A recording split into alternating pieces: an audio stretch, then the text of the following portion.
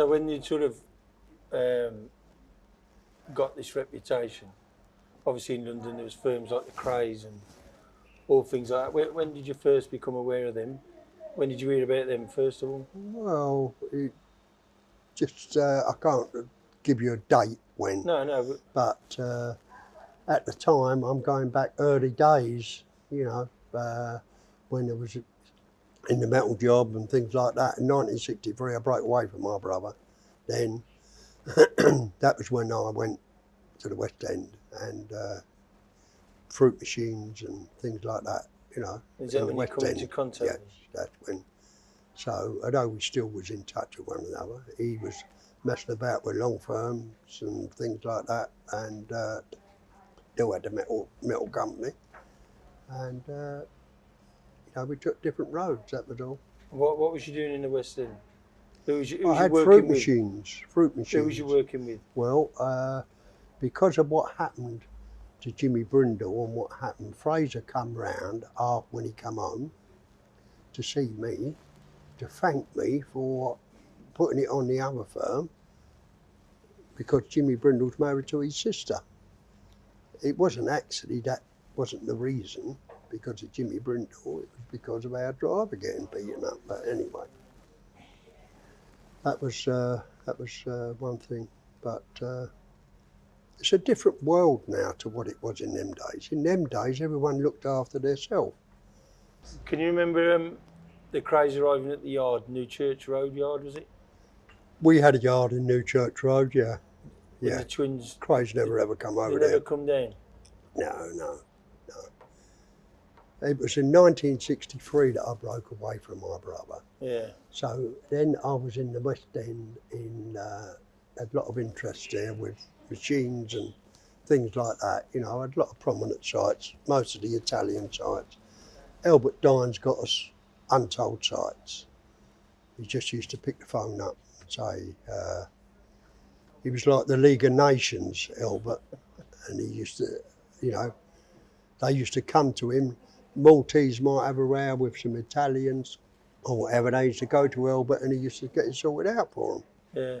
In them days, that's how it was. So when did they wash up on the scene with you? So Albert had a lot of power then. He used to pick the phone up and say, "You got machines down your place?" They'd say, "Yes, we have." He said, "Well, bring them up, tell them to take them out, because I've got two friends going to come round, put some new machines in for you." And as well as the machines, you was doing... Fruit machines. As well as them, you had the cinemas? As well as them, we had interests in the casino in Southport and a couple of other places, yeah. And the Blue Movies cinemas? And the Blue Movies, yeah. That all come afterwards, the Blue Movies. We controlled the Blue Movies in the West End, yeah. And did the twins try and open one themselves? They wanted to open one up. They sent the message over, asking permission, and we said, no, you can't.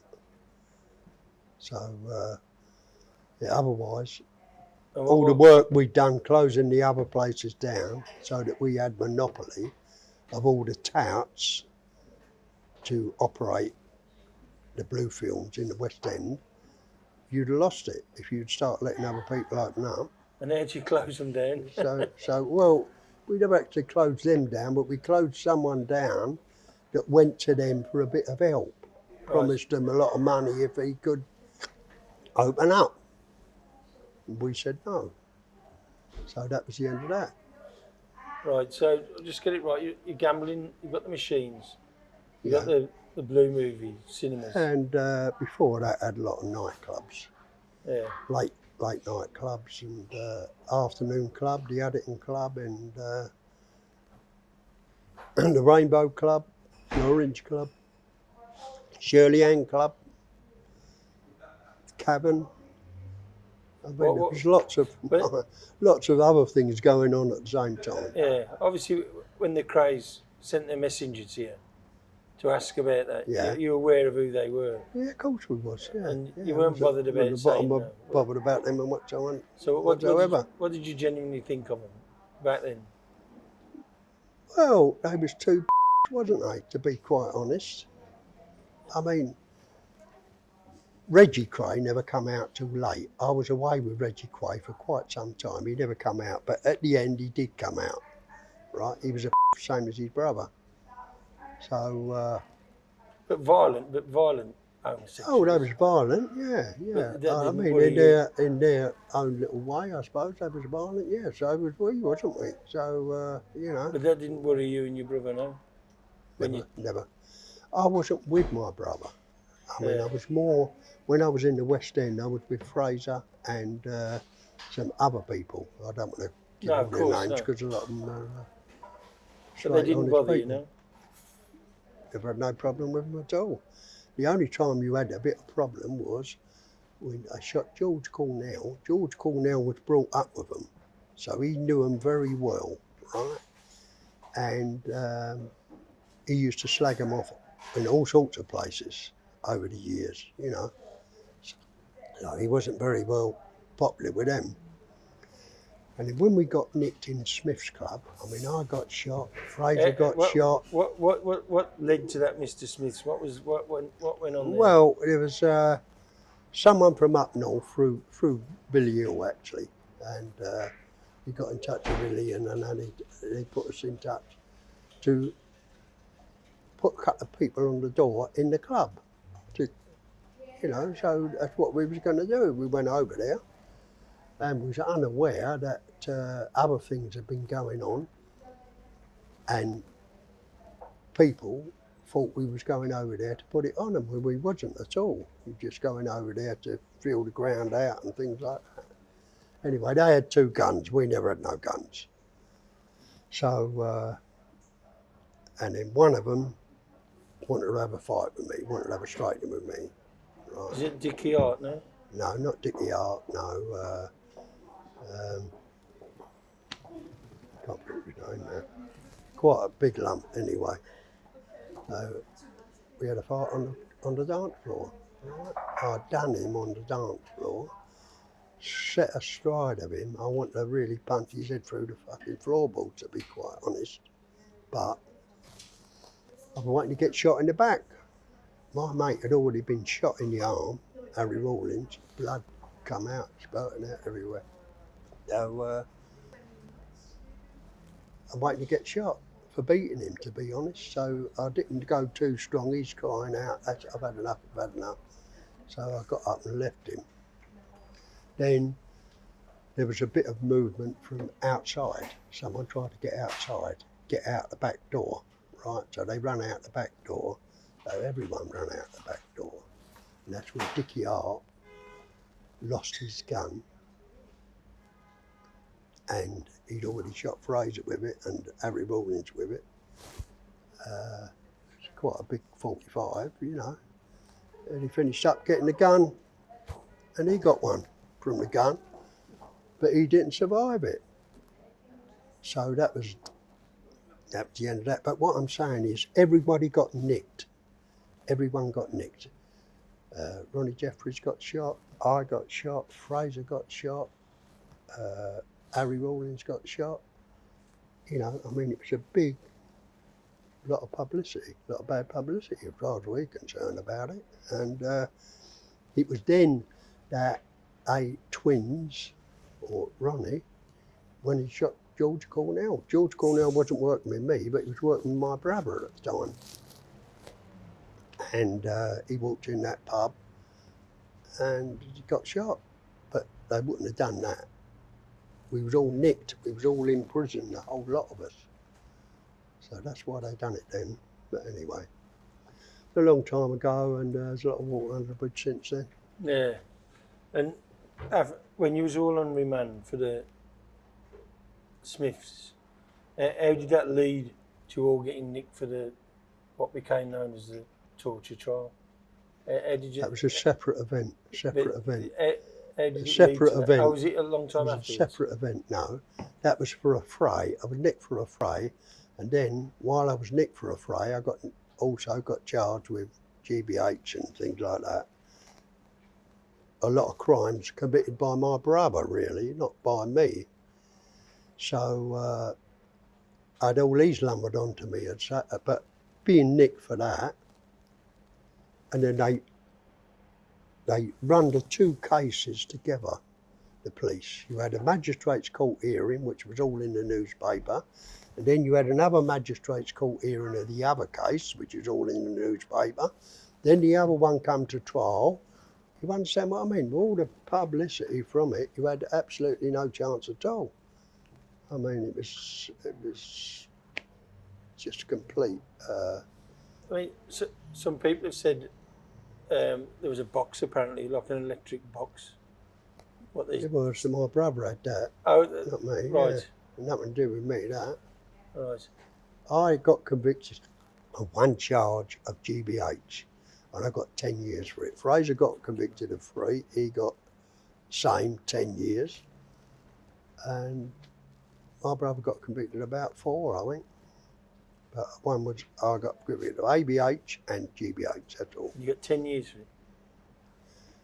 I got 10 years for it, yeah. Same as them, and I never had any sort of form at the time, you know. But there you are. That's how it goes, isn't it? Yeah. Bernie, Some people. it's all really good, guys. Can you give Eddie the quote from one of the Home Secretaries, and why? I want to know why did he say that? Right. Okay, because it covers a lot of that. The answer should cover a lot of ground. I'm trying to think what it is now. Yeah. Why is it such a fierce representation? Why did the Home Secretary say that? Right. 1 second, we're rolling, and action. 2 Home Secretaries have described you as the most violent man in Britain. Do you think that was justified, or why would he say? I was involved in a mutiny at Durham Prison, right, where a few people got a little bit, and Can you explain how we that barricaded in the office, in the Deputy Governor's office, and we was there for 2 days. How did that So there was a start? hell of a lot of publicity come from that, because they had these special security wings designed to hold people like the train robbers and likes of me and IRA and people like that. So they didn't want the publicity from these special units, what they put out. How Anyway, did that mutiny start? What was it over? it was over conditions. You know what I mean? I mean, most of us was London's, right up in Durham. You understand what I mean? The family's got a long way to travel, Yeah. all the way up there. And a lot of other things. So when it come to be discussed about having a tear up, you know, everyone was quite willing to participate. So that's what happened. Johnny Hilton copped for the screw, nicked his keys. That was it. Then we all charged down. Screw was out the way and barricaded ourselves in. Used the altar. It was a church part. The altar was in there and all that. So we used that all to barricade up. And Dennis Stafford got through to the Mirror while the phones were still on in the office. And so it was publicity from the very beginning. So, you know, the Home Office was a bit iffy where they might have steamed it. They was a bit frightened what might transpire, you know, because I mean, we had tools in there and same as they had tools, you know, so anyway, it never happened. And then I got moved to Leicester Prison. And at Leicester Prison, there was another little escape plot, right, which entailed tying up 2 prison officers, which was successfully done. I got the first one. So things like this get you a reputation, I suppose, so they will not well say that I was quite dangerous in them days, yeah. Unfortunately, the escape didn't quite happen, but nearly did, very, very nearly did. Out of a special unit, another unit. Prison within a another prison. prison unit, yeah. So then I went to Parker's. I was in all the special units. I mean, I was away with all the IRA and people like that, you know, most of the time that I spent in prison. And Brian Keenan, who was head of the Army Council, the IRA, was my bridge partner. So, you know, it was all right. I mean, bad lads, you know.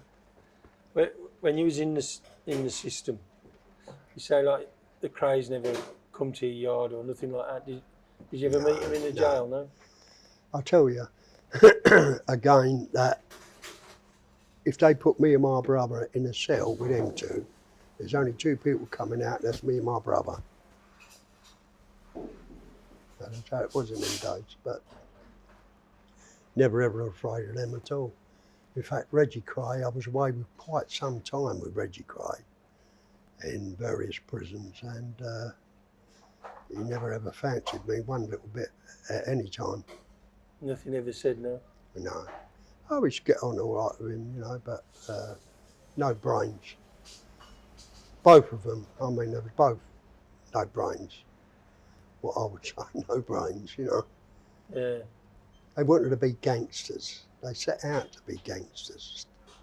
Used to read gangster magazine, gangster comics and things like that. You understand what I mean? I mean, it never happened with me. I mean, I'm running a business and trying to get a few quid and, you know, make yourself successful, a bit of ambition. But with them, that's what they wanted to be. So the image was more important than the money? For them, yes. Because they died with nothing, didn't they, really? Yeah, yeah. They went to prison, I mean, they were arrested.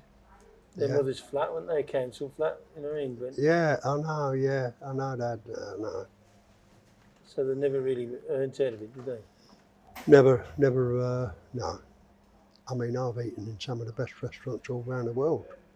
And I've been in some of the worst jokey blocks in the country as well.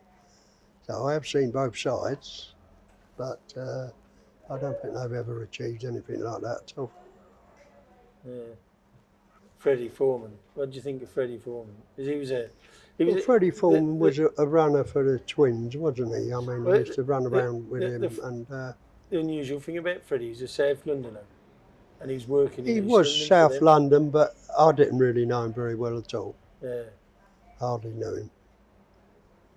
He wasn't someone that, you know, that had transpired to any sort of heights or that, you know what I mean? Sorry, how about Fraser? We talking a bit about Frankie? Well, Fraser had a quite a notorious reputation, mainly gained by his imprisonment.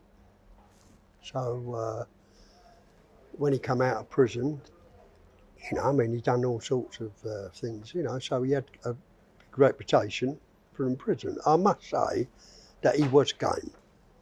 If there's anything to do, I had to see someone or do anything, you know, I used to say, Frank, we've got to go somewhere. He never hesitated. He jumped in the motor, you know, so he was game enough, that's all I'd say. Although another one didn't have too much brains, but he got more money with me than he's ever had in his life. In the period when he come home from prison in 1990s, I sold tickets for a function for him, £50 tickets, right? And I finished up with about £18,500 for these tickets, right? For this, when he come home. I put another £1,500 to it myself, right? Made it up to £20,000, giving £20,000 in 1990, which was quite a lot of money in them days, you know. But he wouldn't have been able to achieve anything on his own, Frank, you know. Although he did have quite a reputation and he was game. But when you talk about you and Frank running the machines and the West End and all that, you make it sound like anyone could do it, like we just go up there and run the machines. It wasn't, it was a bit harder than that. There was a lot more to it than that. You know, I mean, you had to have proper companies and all that, and employees and, no, but you must and have all that. And we had a proper, you know, I mean, it's not anything. If any type of business, if it's run properly, you'll be successful. Yeah, but But it's got to be run properly. When we were talking off camera, Yeah. that was quite a good summary you did, which was. Mm. You know, Well, you had- in the you West End, Hold on a sec, we're just waiting for the camera, but yeah, you had it sewn up, no one could operate without your say so, and the whole bill was taken on bent, and that's how it worked. yeah. Could we get those The boxes? police in them days was getting a fortune from Maltese Frank, Bernie Silver and John Humphreys. They run all the porn in Soho. All the unofficial shops, sold all the books, magazines and all that type, films. So they had a monopoly of it. And if you tried to open up a shop, they closed you down straight away. Police was round there, raided the shop, shut you down, took all your stock, give it or sold it to the other three, right? Because they used to pump a lot of money into West End Central Police Station. They always have a cut up every week with them. And they had complete control. So when we come to go in the film business, we had to see Maltese Frank and Bernie Silver and that make sure that it wasn't a bit of a problem for us to open up in the film business, But which they had all the shops yeah. But why did they let you in if it was because they wasn't running them. They wasn't running the film clubs. right? They wasn't running film clubs. There was several different people running film clubs. So we shut the other ones down and operated myself, that was all. Only to get the touts. The touts was very important. And what did they do? What was their job? The what? The touts. What did they do? Well, they got the customers for you. So if there was a competition, obviously, you know, it got a bit out of hand, didn't it? So they if there just wasn't no approached people in the competition, street? you knew you was going to get the customers what there was available. So they just approach them in the street and bring them to the club. Well, they knew where to go. Everyone knew what was happening, you know, Yeah. in the West End. And was the West It's End a a little violent? closed shop it was at the time, so everyone knew. Was it a violent place, the West End in the 60s? There was bits of violence, yeah, of course it was. I mean, there was everywhere, isn't there? Everywhere. And especially more so in them days, because, as I say, more people used to look after themselves in them days, much more than what they do, you know, Can you think of today. any like particularly bad incidents up there? Well, there was some people did get chopped up a bit with a couple of choppers, you know, on their legs, mainly on their legs. I think they was Polish that tried to encroach on someone's property. So they did get, you know, chopped up a bit. But no one got arrested for it. It didn't happen in them days like that. Mm. Nowadays, I mean, it's all on film, these cameras, videos from the cameras now. I mean, there's nothing. In them days, you was lucky to find a phone box that worked. So it was a different story. Regrets? I feel like I'm going to sing to you, Eddie. I've had a few. Too time to There any mention. regrets? Yeah. Well, look, if someone could have their time over again, of course they would make changes. But to be honest, I'm more thinking about tomorrow than yesterday. So what is the point? These things happened and you done what you had to do at the time and you got punished for it or whatever. So I don't really think about But regrets. Do you think it was, I mean, 10 years for ABH is, you get fined for it now, do you know what I mean? It was quite stiff, yeah, but the publicity. It was in the newspapers every day. I mean, there was, you know, a hell of a lot of publicity, so someone had to pay for it, didn't they? Mm.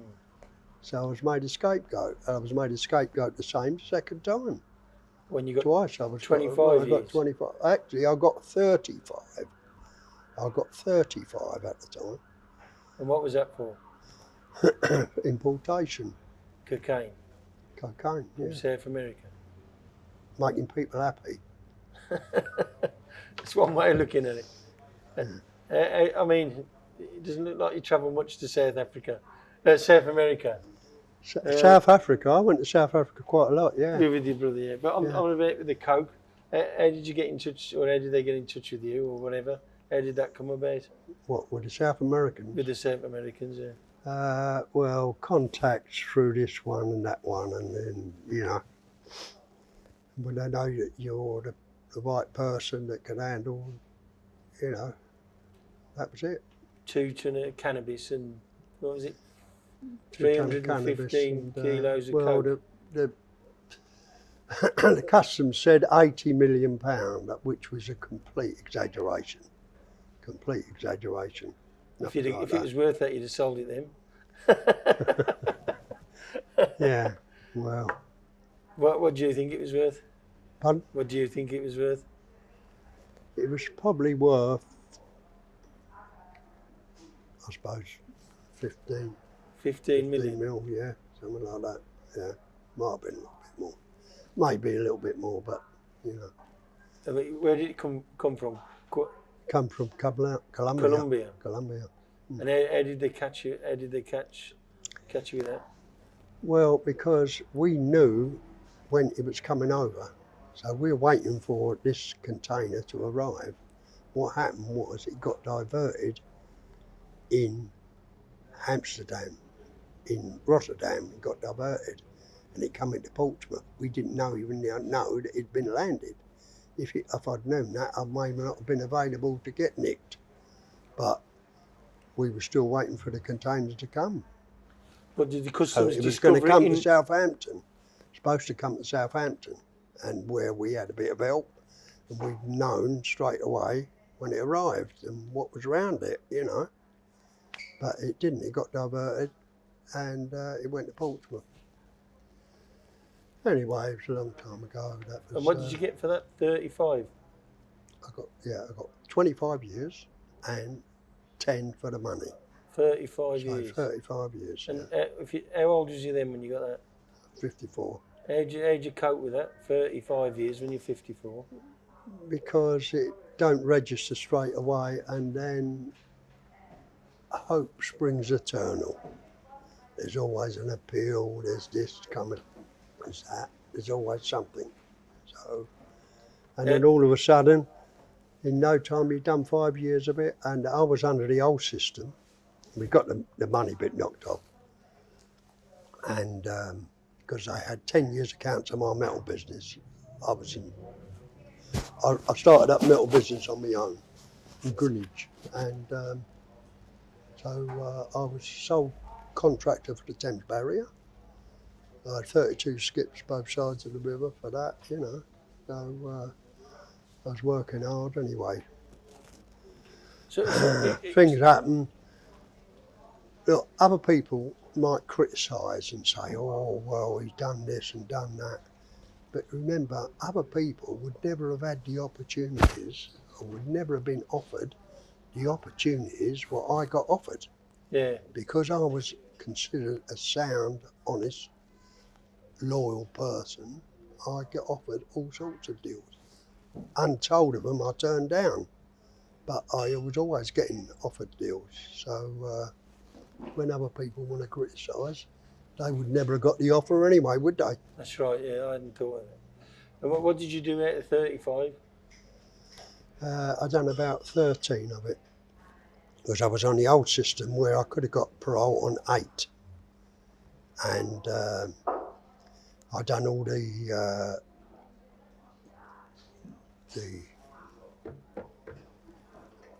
whatever they wanted you to do in prison, you know. Yeah. Anger. Tariff thing. Yeah, no. Anger management. Alpha course. All those sort of things. Oh, I know. You understand what I mean? I've done all the courses. So really, and at the end, I wasn't really misbehaving in any sort of way. So out of all them things, which is a lot of things you've done, what's your absolute best memory ever? Probably nothing to do with crime. Although you're smiling, it probably is. There's more than Well, can't one. you It's very difficult Well, to can't say. you tell me? I mean, even in prison, if you've got outside resources, you ain't going to have a bad life. Yeah. You know, because I know someone, they're working on machine or something, piecework, and they're saving up money. And they get 75 quid in their canteen. And they come to someone like me and say, Ed, look, I've got 75 quid. I want 100 quid for it. So I say, where do you want the 100 quid sent? They say, give me an address, probably their wife or whatever. So I get the 100 quid sent there, and they got 75 quid inside from someone's canteen. So I write a big list out of what I want, give it to him, he goes and gets that. So there was phone cards and things like that. You know, I was never really short when I was in the main wing, to be quite honest. So what do you think? Were the best years? When you look back, what? The best The years most are when you're enjoyable? younger, aren't they? When but you're young, when what- you're what was young you and at? What was it's you all doing happening then? for you What was you doing before then, you mate? start getting nicked. Yeah. So up until you was nicked. Well, I can't really give you a period, but when you're young and, you know, it's all happening, I mean, it's lovely, it's nice.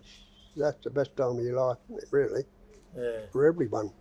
They all talk about the old days, only the old days because they was young at the time. Yeah. What was it? A couple of questions.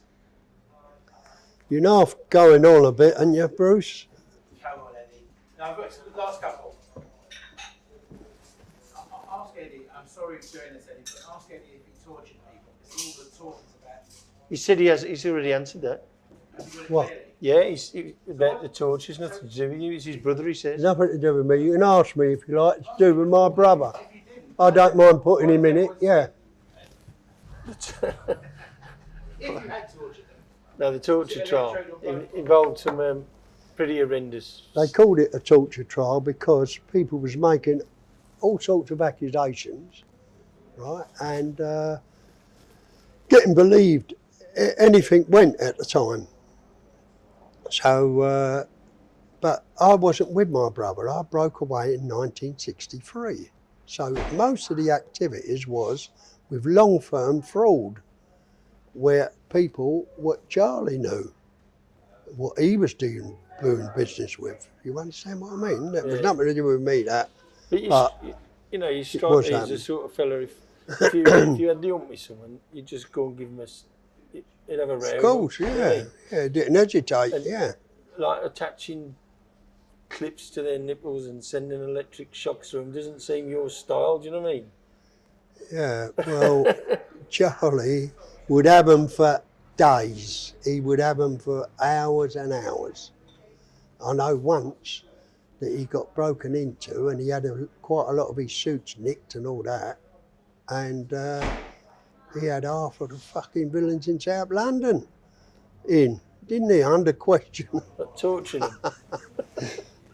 Well, sort of tortured them, if you know what I mean. I mean, the mere fact that they was in the office and under questioning, it was a torture for them, I suppose, yeah.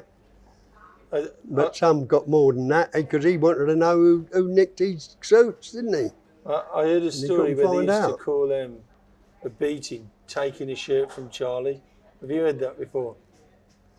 Well, he used to have lots of shirts and things like that, so sometimes people did used to get a bit blooded up and he'd give them a new shirt, yeah. So final question. That was all.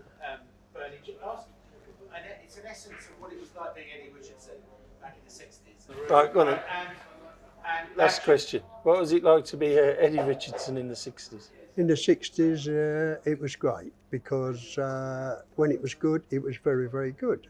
I mean, a nice Bentley car, pulled up nightclubs and all this and that, everything was going on. It was great, you know. And then that was probably the best period, you know, when all that was going on.